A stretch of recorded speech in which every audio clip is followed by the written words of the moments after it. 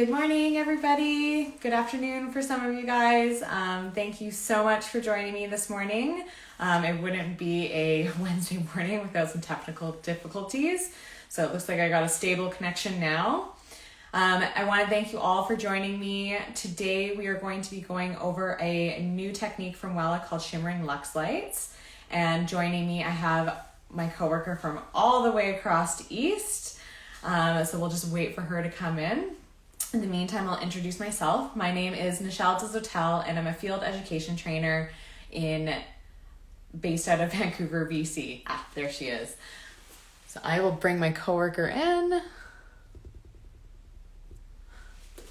Her own introduction.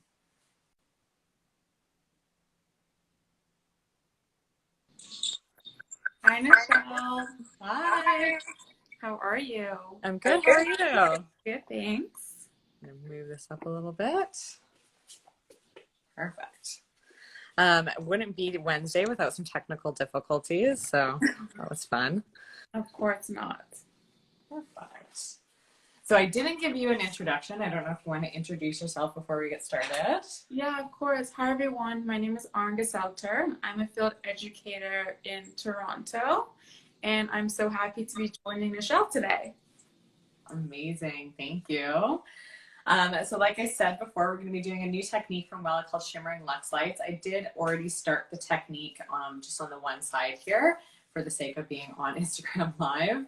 But really, this is a in-salon service. We call them express services. So it's something that can be quickly done in the salon. The way I like to talk about this is, you know, somebody comes into the salon for a gray coverage root touch-up or something like that, and then all of a sudden says, oh, but I'm kind of feeling something different and want some highlights or something like that. And we all know that happens all the time. Exactly. So yeah, so I'll kind of get into it. So this is the sectioning. So we have, you know, a star pattern up top. Really, this is just like a veil piece. And then we have 5 sections throughout. And Oren sectioned a lovely mannequin for us. I love how you did those sections. Yeah, just so it's nice and clean so everyone kind of see how Michelle pre-sectioned in and how you can definitely section your clients. It's really quick and easy technique, like Michelle said. And it can be done on not only a blonde hair client, also on a brunette as well. Whoops. Yeah. Yeah, and I have 2 mannequins to show you today, one of which is brunette and one of which that is blonde. Yeah. So Michelle, tell us about what you're gonna be doing in your sectionings and what you're used for it. Amazing. So I'm going to start in what would be the fringe section. Now, this is a section that you can do if somebody wears a fringe or doesn't wear a fringe, but this is really going to be create that brightness in the front of the head there. Now, I sectioned her out last night when she was still a little bit damp, so bear with me. So just starting at the top kind of star section that I've sectioned out here. And you can see my star section isn't perfect. I know when we show you guys head sheets, it's very perfect on the head sheet. It doesn't need to be perfect in real life. This piece just kind of veils over everything else. So don't worry about take too much time making it perfect. And I'm just going to go right against that kind of star and create a zigzag. And why are you creating a zigzag instead of a slice? So the nice thing about doing a zigzag like this is those kind of peaks and valleys create a diffusion and a blend for us. So it's going to create kind of highs and lows, whereas a slice is going to be more like a panel of color. Yeah, and I also do find personally when I use weave sections, I find that the blend is a lot softer and more of a natural finish than if I'm using a slice section, it's more of a blunt or a bold look. Yeah, definitely.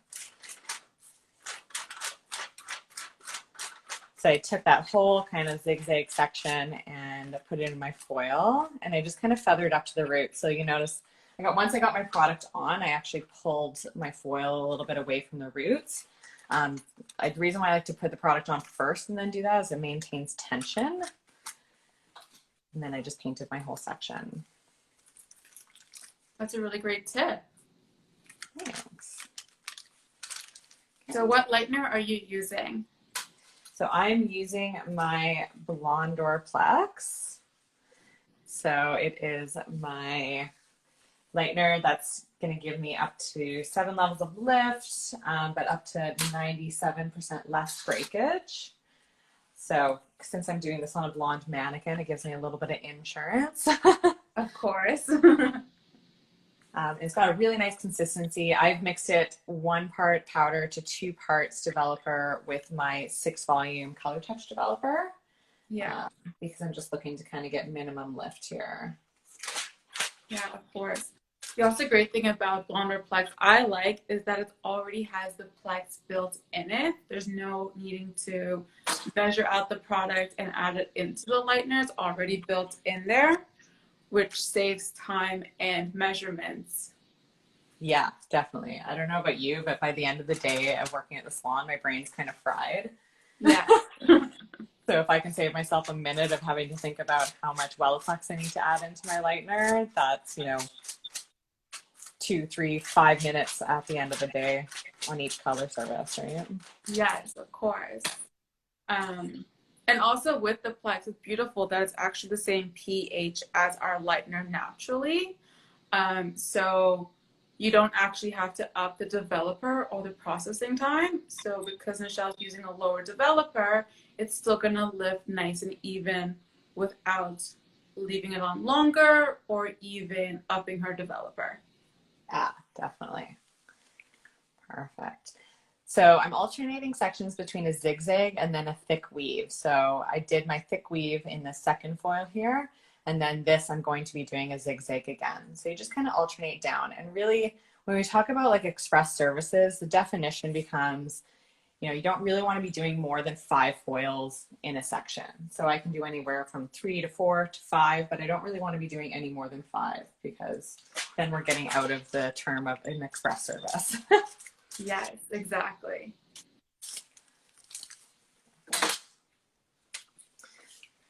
Now you can mix your blonder plex anywhere from 1 to 1.5 to 1 to 2. I chose 1 to 2 today just because I am working on a lighter hair mannequin. So having a little bit more of a dilution is nice. Now, if you were using like someone that was like a darker level or a brunette mannequin, would you do a different mixing ratio? I'd probably do my favorite, which is 1 to 1.5. Okay. Yeah. So what base color did you use? So the base color I used for this mannequin was Colistin Perfect. I did 1 part 8-stroke 9-6 and 1 part 8-stroke 0-1. I'm going to show you guys that. So here is, sorry with the glare. So there it is. This is 8-stroke 0-1. And then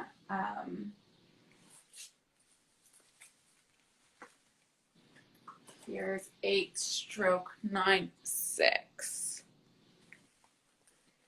Yeah, beautiful. They're both beautiful tones.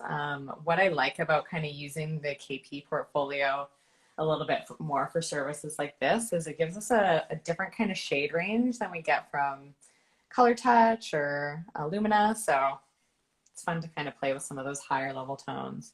Exactly. And it's great that we could also use Colors on Perfect for toning and glossing. It's not just to cover gray, as some people might think, with permanent lines. Yeah, exactly. Do you want to talk a little bit about the technology in KP that allows us to do that? Yeah, of course. So for those of you who don't know, Colors on Perfect is a pure balance technology, and it's broken down into 3 separate parts. So with conditioning of the hair, so for less damage, which allows us to create glossing and toning. And then of course we also have the Me Plus technology, which has basically changed the dye molecules in the color. So we've taken out PPD and PTD, which are the 2 molecules that most people are actually allergic to. A lot of people think that you can be allergic to ammonia, which is actually just a myth because we actually produce ammonia in our body. So most of the time that anyone is allergic to color, it is most likely the PPD or the PTD. Now, of course, allergies and sensitivity are two very different things. So we do recommend that, of course, you do a strand test with any color because you might not always notice the difference between a sensitivity or an allergy. And because we also have our beautiful range of developers with the Pastel, it allows us to also create toning with the Colors on Perfect.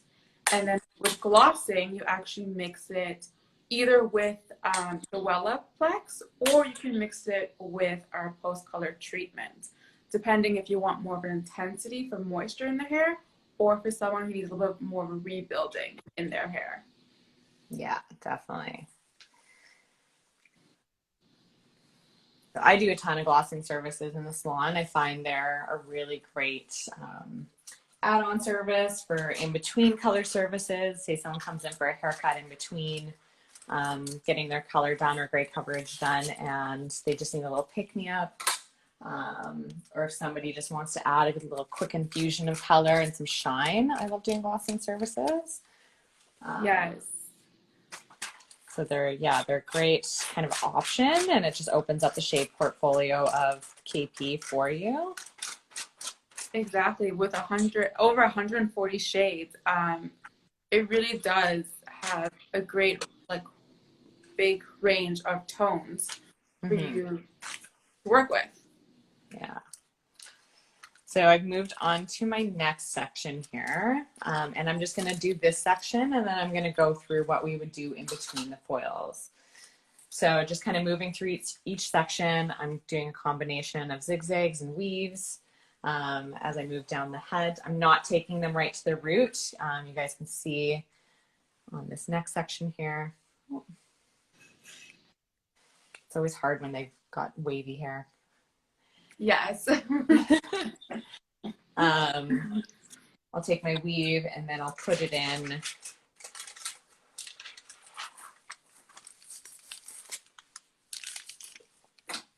Paint a little bit further down just to get some product on there. And feather it up slightly. And then that's where I'll kind of pull my foil down. So this is great for, like I said earlier, if you want to do gray coverage in between. There's two ways you could do this, whereas I'm going to go through afterwards and do kind of a root melt and color balance on the ends in between the foils. But if I was doing gray coverage, I might consider putting my gray coverage root on first and then going through and doing this afterwards. Just because that gray coverage root needs to sit for 40 to 50 minutes depending on how resistant they are. So Nichelle, someone just wants to know if you could please repeat this section. So maybe just explain your sectioning and how you place the foils and the lightener. Yeah, definitely. Perfect. So I'm going down to my next section. My last section was a weave. So on this next section here, I'm going to do a zigzag. So I'm just kind of going right in at the scalp and creating my zigzag. And what that's going to do is kind of create little peaks and valleys. You can see there, that's going to give me some diffusion. And I'll place my foil in. I tend to just naturally go in tight to the root, but that's not kind of my main goal here. I will paint a little bit further down the hair and then swipe my lightener up to kind of create that blend. And then once I've got a good amount of product on there, that's where I'll pull my foil down. And I'm just pulling it down to kind of where my lightener starts. And then painting the rest of my foil. So by doing it that way, it just gives me a little bit of tension versus trying to go in off the root initially. I don't know if anybody's ever tried to do that. I know I have, and it's kind of awkward. So this way you can get the product on, get tension, and pull it down before painting the whole foil. Have you tried that, Oren, where it's like you try and get it off the root initially and it's kind of awkward? Yes, I've definitely tried it. It is awkward, and I find that I don't have a great grip on my foil. Where if I do kind of bring it nice and tight to the scalp, to the root, and then place it where I want it to be, and then slide it down, I have a lot better tension on my foil where I know it's not going to go anywhere. Yeah, yeah, definitely. So I am just continuing to kind of work down that section, alternating between large weaves and zigzags. I'm not taking overly thick sections because I do still want to get lift and saturation. And I'm also working on a slight diagonal towards the face. And that's just going to give us even more blend.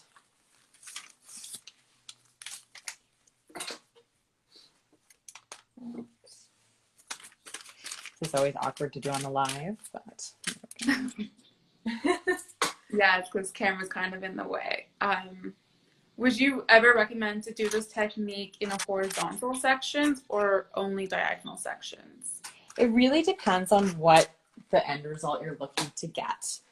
In this kind of look, I'm looking to get a lot of diffusion and a lot of blend. So I don't want, you know, big panels of color. I want kind of diffused color to shimmer through. But if somebody wanted something a little more bold, I might consider doing horizontal sections where that's where I'm going to get, you know, big panels of color that fall down on the head. Yeah, so it really is great that you can customize it to basically what your client is looking for. Yeah. So I'm going to add one last section in her kind of sideburn area here. I feel like this section is really important because if we leave it dark, it can kind of be harsh when they pull their hair back. So I will do one last section in there. And even there, it's a total of 5 foils. So once you get going on this technique, it does move pretty quick. Obviously, I'm doing this while stopping and explaining myself and standing awkwardly off to the side so you guys can see what I'm doing. But really, this should move pretty quickly in the salon. So it's great if somebody's, sprung on you last minute that they want to do highlights or something like that. Yeah, so like Michelle said when we started, normally for an express service, it would be 5 foils in each section. Anything more than 5 kind of becomes a little bit more than an express service. Yeah. So that's saying like a maximum of 25 foils on the whole head is what we're kind of getting to here. Yeah. Perfect. So there is the front 3 front sections there. And then I would continue to do that in the back as well. Now, obviously, anytime I show a technique or we show a head sheet, I always say kind of choose your own adventure, decide kind of what you want to do and how you want to customize it. If I had somebody that just wanted a lot of brightness in the front of their face, but they didn't want any kind of brightness through the back, I could leave these back sections out, right? If I wanted somebody that just wanted some brightness just in kind of the sides of their hair, so when they tuck their hair back, they see some brightness, I could leave this top section out. So, you know, you can really customize it depending on your client's wants and needs. I don't want you to take this technique and be like, oh, I have to foil all 5 sections and I have to do it this way. Really take this technique and make it your own and really customize it for each one of your clients because that's really what's going to make it unique, right? All right. So I'm going to move on to what we would do in between the foils. So I have 2 formulas mixed up here. The first formula is a 6-stroke 9-7 and a 6-stroke 0. So I have a level 6 natural and a level 6 cendre brown, which is part of our beige series. It's beautiful. And I have that mixed 1 part color to 1 part developer with my 10 volume. Now, obviously, if I was doing gray coverage, I would consider using a 20 volume. But since I'm just doing deposit only on a mannequin, I decided to use 10. And then my second formula is a 9-stroke 1-6 mixed 1 part color to 2 parts of my pastel developer. I'm sorry, Lauren, this was not on my sheet. I forgot to add it. So this is what I'm going to use to kind of color balance the ends. Obviously, I've used a level 8 on the ends in between for the base, but maybe this is a great way just to say she's gotten warm, or she's got some kind of, I just want to add a little bit of a tonal difference to the ends. This is what I'm going to kind of melt my color into. So when you mix it with pastel 1 to 2, you get a nice creamy kind of mixture there.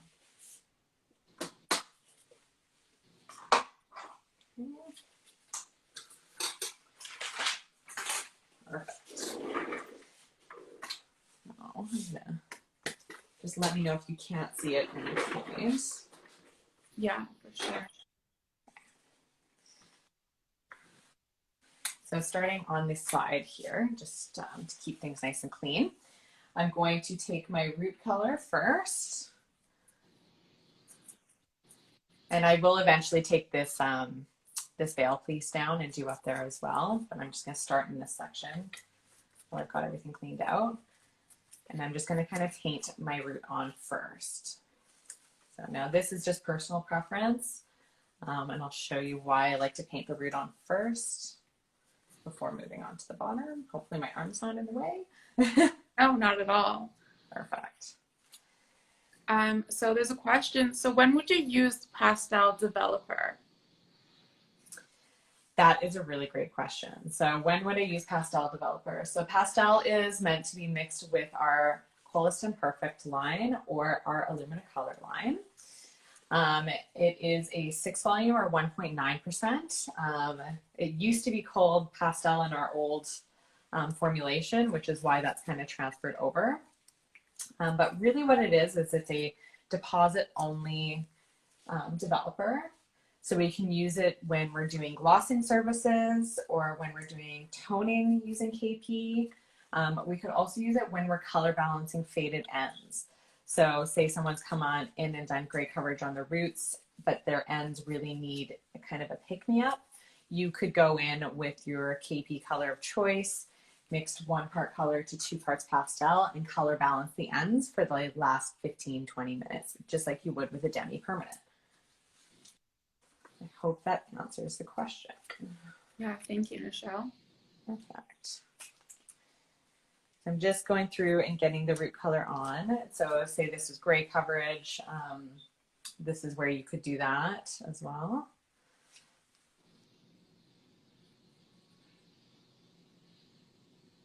Now, once I got all my color on the roots, I like to work a little bit backwards.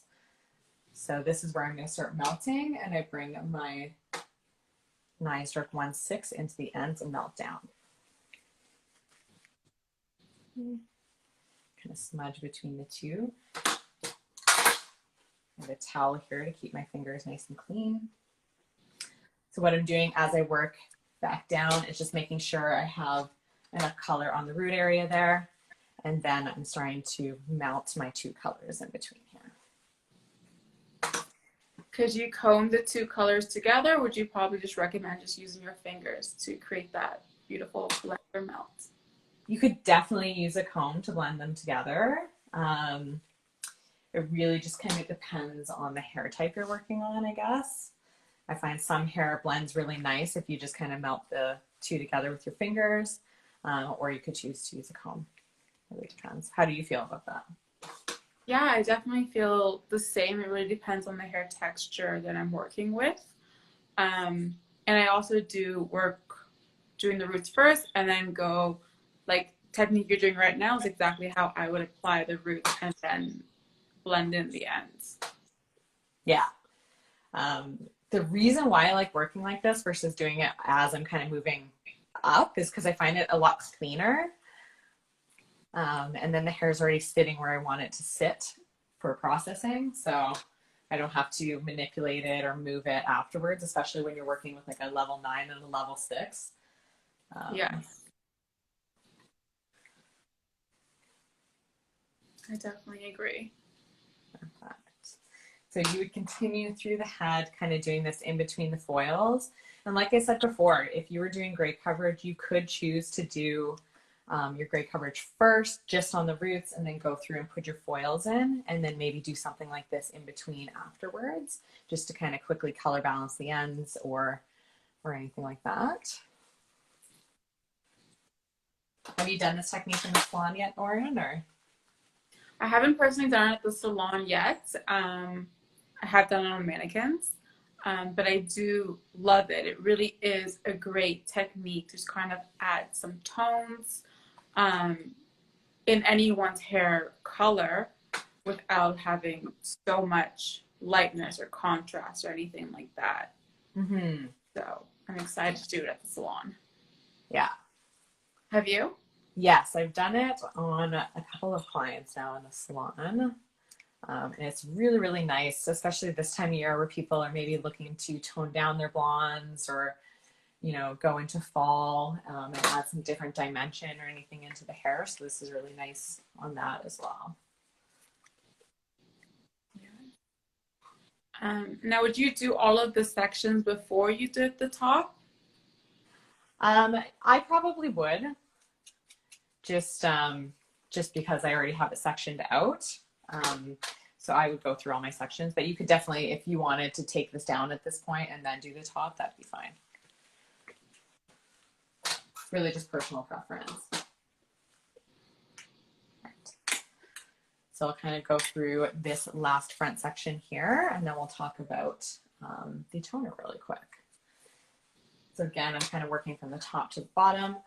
One of the things I really like about using KP in this way, using it to color melt and color balance, is the consistency is a little bit different. So when color touch is quite, I don't want to say runny, but it's got definitely a more viscous texture than KP does, where KP has a nice kind of gel-like texture or cream texture, meaning it kind of stays where you put it. So I'm not too worried about the product moving around too much.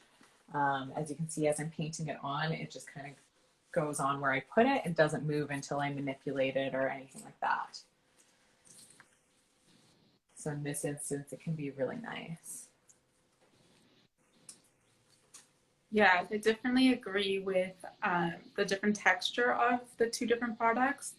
I personally also like something that has a little bit more of a grit when doing a root melt or a root blend or blending different tones together. I find I have a lot more control to manipulate it how I want it to be. Yeah. I find it less messy too because it's not going everywhere. Yes, exactly.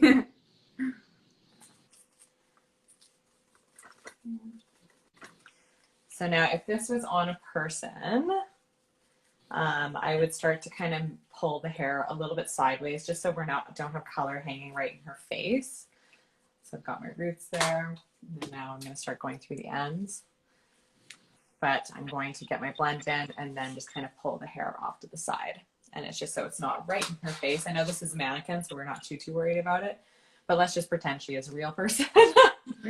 Nobody wants hair in their face. Exactly.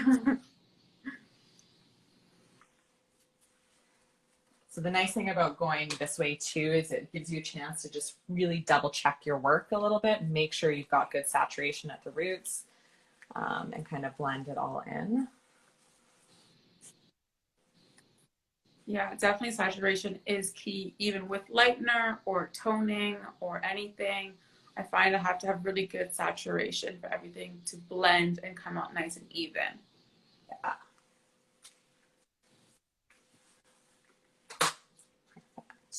So when we're doing like a pastel toning service or a KP toning service or color balancing with pastel, the timing is anywhere from 5 to 15 minutes, depending on what you're doing. So if I'm toning, you know, it can be 5 to 10 minutes, but if I'm color balancing, I usually like to leave it for at least 15 minutes. In this scenario where I'm working on a blonde mannequin, those foils are going to be ready in about 15 minutes. So this works quite well. But if I was doing gray coverage, that's where, you know, I might want to think about my color logic a little bit and decide where I want to start first. All right. In that case, if it was with a gray client, would you apply it on the roots first, let it process for about 20 minutes, and then go in to do your blending? Yes, definitely. Yeah. All right. So there is kind of a demo of the two sections. Now I would go through the entire head and do this, but I don't want you guys to watch me applying color for the entire live. But you can even still see there, we're starting to get that nice root blend and melting into my end color. Perfect. Beautiful. So I'm going to move some stuff out of the way here. We can do the big reveal. The moment we've all been waiting for. Yeah. So afterwards, I would rinse this out and shampoo, towel dry, use my post color service. So I would either use my post color service in the purple bottle, or I could even use my Color Motion Plus Express post color, which is the 30-second one. I'd leave that on for 3 to 5 minutes, unless I was using Express, where I'd leave it on for 30 seconds, rinse, and then I would go in with my glossing service. So for my glossing service, I did, I'll do a recap in just 1 second. For my glossing service, I did 10 stroke 1/6, so it's a level 10 ash violet, and I mixed it 1 part color to 1 part pastel and 1 part post color service, and that's what I would use to tone the highlights after I was finished. So I'll bring my finished napkin over.